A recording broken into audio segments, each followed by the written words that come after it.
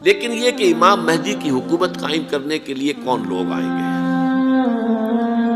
عرب جو ہیں وہ اندر سے کھوکھلے ہو چکے ہیں، عیاشی نے، دولت نے، پیسے نے، دولت، پیسہ، عیاشی، اس کی وجہ سے کھوکھلے ہو چکے ہیں۔ یہاں میں آپ کو دو حدیثیں سنانا چاہتا ہوں۔ سنن ابن ماجہ کی روایت ہے حضرت ابو ہریرہ سے رضی اللہ تعالی عنہ، قال قال رسول اللہ صلی اللہ علیہ وسلم اذا وقعت الملاحم بعث اللہ بعثا من الموالی هم اکرم العرب فرسا واجودهم سلاحا یوید اللہ بهم الدین، رواہ ابن ماجہ عن ابی ہریرہ رضی اللہ تعالی عنہ۔ جب ملاحم کا دور شروع ہوگا تو اللہ تعالیٰ اٹھائے گا ایک لشکر یا لشکروں پر لشکر موالی میں سے۔ موالی کون ہے؟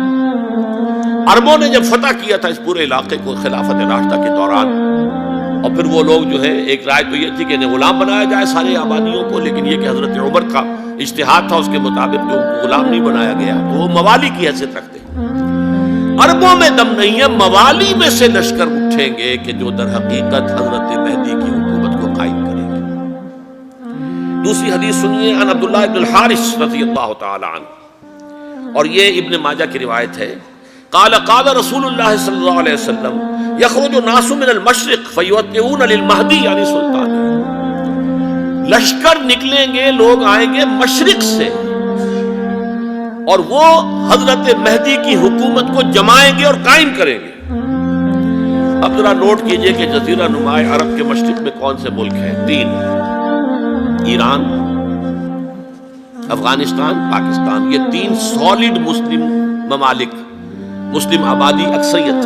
ایسے تو یہ کہ آگے ہندوستان میں 20 کروڑ مسلمان ہیں، لیکن وہ 20 کروڑ جو ہے وہ تو 80 کروڑ کے اندر تحلیل ہو جاتے ہیں غیر مسلموں میں، لیکن یہاں جو معاملہ ہے یہ غالب اکثریت ہے۔ ان میں سے ایران کا معاملہ جہاں تک ہے، نمبر 1 یہ کہ وہ شیعہ عقائد کے حصار میں بند ہے، اس سے ادھر ادھر ہونا اس کے لیے ممکن نہیں۔ حدیث میں یہ بھی آتا کہ اصفہان سے 70,000 یہودی دجال کا ساتھ دیں گے۔ لیکن بہرحال خراسان ایک صوبہ ہے افغانستان کا اس وقت بھی شمال مشرقی کونے میں، مجھے امید ہے وہاں سے خیر کی، کیونکہ خراسان کا لفظ وہاں پہ شامل ہے، اور حضور کی حدیث میں بعد میں آپ کو سناؤں گا کہ خراسان سے فوجیں چلیں گی جو یروشلم کو دوبارہ حاصل کریں گی، فتح کریں گی۔ جیسے پہلے یروشلم کھویا عربوں نے تھا، دوبارہ حاصل کیا تھا کرد نے، کرد خون صلاح الدین ایوبی رحمۃ اللہ علیہ، ایسے اب پھر عربوں نے کھویا ہے، لیکن لینے والے خراسان سے لشکر آئیں گے۔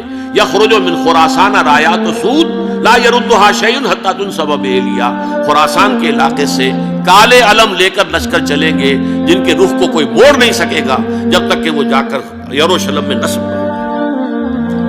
اس کے بعد نام آتا ہے پاکستان کا۔ یہ ہے میری اور آپ کی داستان، اور یہ ہے سبب جس کی وجہ سے کہ میں آپ سے یہ گفتگو کر رہا ہوں۔ اصل میں تو کس لیے؟ محض ایک علمی استفادہ، محض اپنی بات آراء کو ظاہر کرنے کا شوق نہیں، بلکہ یہ کہ اپنی ذمہ داری ہم پہچانیں کہ ہم کس مقام پر کھڑے ہیں۔ دیکھیے، اس پاکستان کے بارے میں یا ہندوستان کے بارے میں علامہ اقبال نے کہا تھا اپنے ترانہ ملی میں، میر عرب کو آئی ٹھنڈی ہوا جہاں سے، میرا وطن وہی ہے، میرا وطن وہی ہے۔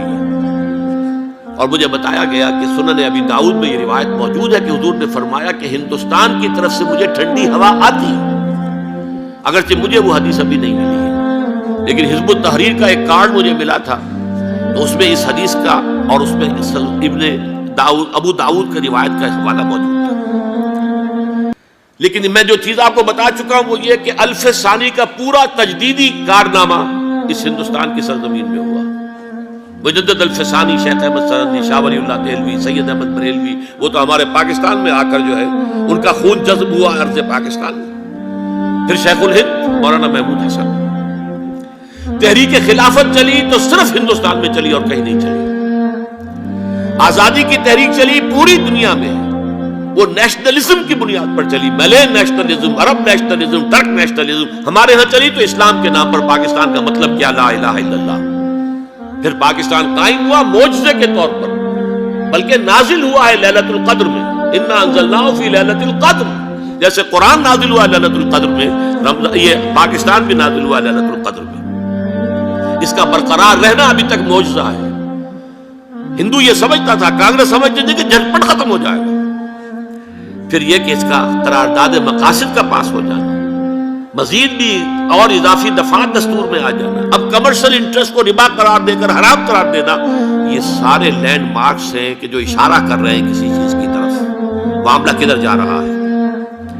پھر یہ کہ یہ جو 14ویں صدی کے مجدد تھے شیخ الہند، اس کے بعد سے کچھ ایسی شخصیتیں عظیم پیدا ہوئی ہیں ہند میں، جن کو میں سمجھتا ہوں کہ 14ویں صدی کے مجدد اور 15ویں صدی کے مجدد کے درمیان، یہ 15ویں صدی کے مجدد کی راہ کو سیدھا کرنے والے، جیسے کہ حضرت یحییٰ نے کہا تھا میں تو آنے والے کا راستہ سیدھا کر رہا ہوں حضرت عیسیٰ کے لیے، ایسے ہی 15ویں صدی کے لیے امام مہدی کے لیے راستہ صاف کرنے والے سب سے پہلے علامہ اقبال، جنہوں نے اسلام کا تصور دین کی حیثیت سے دوبارہ زندہ کیا ہے، ورنہ اسلام ایک مذہب کی شکل اختیار کر چکا تھا۔ پھر مولانا مودودی، مولانا ابوالکلام آزاد حکومت الہیہ کے نعرے کے ساتھ میدان میں آئے۔ یہ اقبال نے جو تصور پیش کیا تھا اس پر عملی جد و جہد کے لیے حزب اللہ قائم ہوئی۔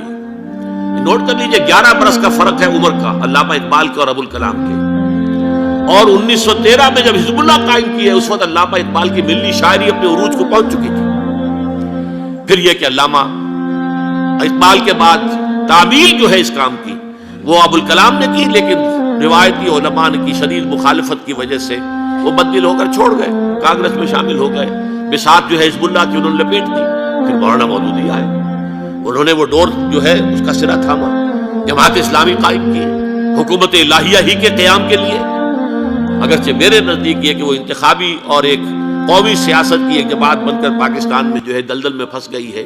اب ہم اس کی کوشش کر رہے ہیں، تنظیم اسلامی اور یہ تحریک خلافت جس کے تحت یہ جلسہ ہو رہا ہے، یہ ساری چیزیں وہ ہیں کہ آپ کو سوائے پاکستان کے اور کہیں نہیں ملے گی پوری دنیا میں۔ معلوم ہوتا ہے کہ پاکستان کو بہت بڑا رول پلے کرنا ہے اس میں، اور اس کے ساتھ اب جمع کر لیجئے افغانستان کی عمارت افغانستان، اسلامی عمارت افغانستان قائم ہو چکی ہے۔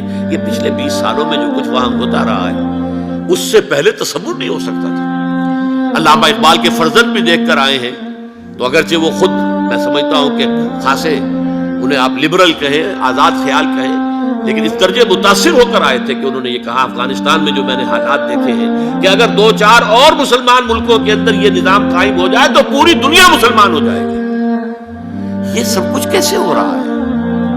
یہ آنے والے دور کی جھلکیاں ہیں۔ Coming events are casting their shadows before.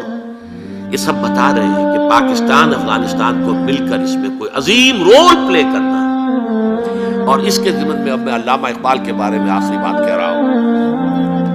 علامہ اقبال کے بارے میں عام یہ خیال ہے، انہوں نے اپنے خطبات میں مہدی کا اور نزول مسیح کا، حالانکہ میں کل پڑھ رہا تھا مولانا سید احمد اکبر آبادی رحمۃ اللہ علیہ کا ایک مقالہ ان کا کہ علامہ اقبال نے ابن خلدون کے بارے میں یہ کہا ہے کہ مہدی کا اور نزول عیسیٰ کا دونوں کا انہوں نے انکار کیا ہے، حالانکہ ابن خلدون نے نزول عیسیٰ کا انکار نہیں کیا، صرف مہدی کا انکار کیا ہے۔ بہرحال علامہ اقبال نے خطبات میں انکار کیا ہے، لیکن یہ کہ اپنی شاعری کے اندر میں چیلنج کرتا ہوں کسی بڑے سے بڑے اقبال شناس کو، ان کا یہ شعر ذرا سنیے: خضر وقت از خلوت دشت حجاز آید بروں، کارواں زی وادی دور و دراز آید بروں۔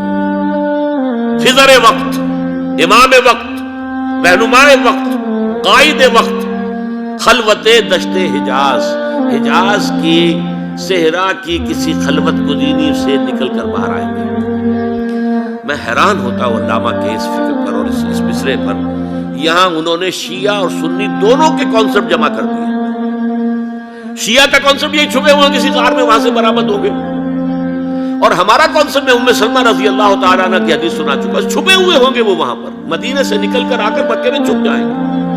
اس خانہ جنگی کی حالت میں لوگ ان کی طرف دیکھ رہے ہوں گے، سوچتے ہوں گے انہیں میدان میں آنا چاہیے، کوئی پارٹ پلے کرنا چاہیے، امت کی رہنمائی کرنی چاہیے، لیکن وہ چھپیں گے، وہ کارے ہوں گے، وہ اس ذمہ داری کو قبول نہیں کرنا چاہیں گے، جا کے چھپ جائیں گے مکے میں، وہاں سے مکے والے انہیں نکالیں گے، اور وہ کارے ہوں گے، انہیں بالکل یہ پسند نہیں ہوگا کہ یہ ذمہ داری اٹھائیں۔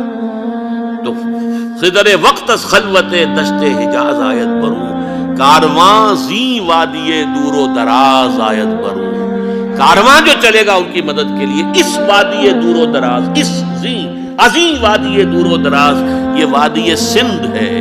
وادی سندھ جو ہے ہم سمجھتے ہیں کہ صرف یہ پاکستان اور پنجاب جو ہے یہ اس میں شامل ہے، سندھ اور پنجاب نہیں، افغانستان کا پورا مشرقی علاقہ اس میں شامل ہے۔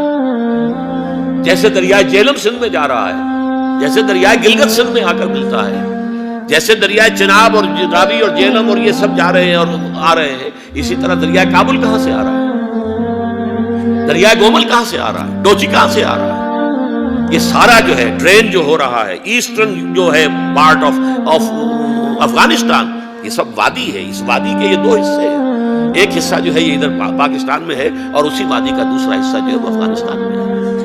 کارواں زی وادی دور و دراز آیت برو، کارواں چلے گا یہاں سے، یخرج الناس من المشرق یؤتون للمہدی یعنی سلطان ہی، مشرق سے فوجیں چلیں گی کہ جو مہدی کی حکومت قائم کریں گی، اور یخرج من خراسان رایات و سود، اور خراسان سے سیاہ پرچم چلیں گے کہ جن کا رخ کوئی موڑ نہیں سکے گا، حتیٰ تنصب بیلیا، یہاں تک کہ وہ جا کر یروشلم کے اندر نصب ہو جائیں گے۔ حضرات، میں ایک میری گفتگو کا حصہ باقی تھا لیکن میں اسے چھوڑ رہا ہوں، اس لیے کہ گلوبلائزیشن جو اس کی ہوگی، جو خلافت علی منہاج النبوہ کی تجدید کامل حضرت مہدی کے ہاتھوں عرب میں ہوگی، اس سے پہلے اس کے لیے محنت، کوشش، جد و جہد پاکستان اور افغانستان میں ہو چکی ہوگی جو اسے سپورٹ کرے گی اور وہاں جا کر حکومت قائم کرے گی۔ اس کے بعد گلوبلائزیشن کا جو مرحلہ اس کا ہے وہ حضرت مہدی کے ہاتھوں نہیں ہے، وہ حضرت عیسیٰ ابن مریم ان کے نزول کے بعد ہے۔ ان کے نزول کے بعد دجال کا خاتمہ ہوگا اور یہودیوں کا استحصال ہوگا، مسلمانوں پر بھی بڑی تکالیف عربوں پر آئیں گی، شدائد آئیں گے، لیکن یہ وہ میں حصہ ملتوی رکھتا ہوں کسی دوسری محفل اور کسی دوسری مجلس اور نشست پر۔